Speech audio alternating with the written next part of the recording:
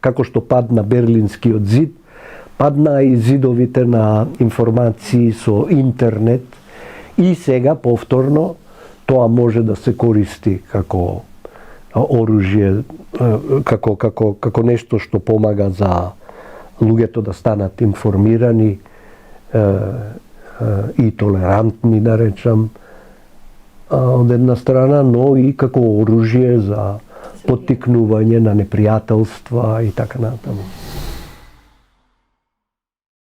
Според мене ние имаме една во основа заедничка традиција политичка со Русија, а тоа е автократска традиција. И ако погледнете, ниту Русија, ниту ние сме имале ден демократија во нашето политичко минато. Тоа не прави луѓе кои се фасцинирани од цврста рака.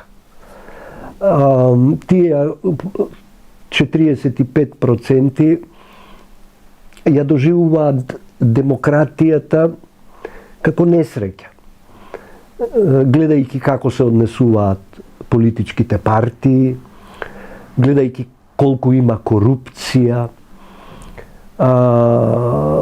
гледајќи ги сите непријатни работи во општеството, тие за тоа ја обвинуваат демократијата и мислат дека една цврста рака, како што е раката на Путин, да речеме, би можела да воведе ред и тука, кај нас.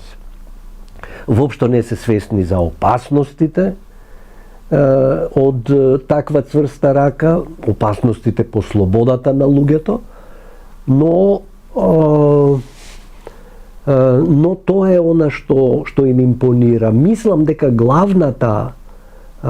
главниот извор е токму во тоа погрешно гледање, нели, на изворот на нашите проблеми и верувањето дека еден автократски систем е поефикасен, поправеден и така натаму. Сосема нешто што е погрешно.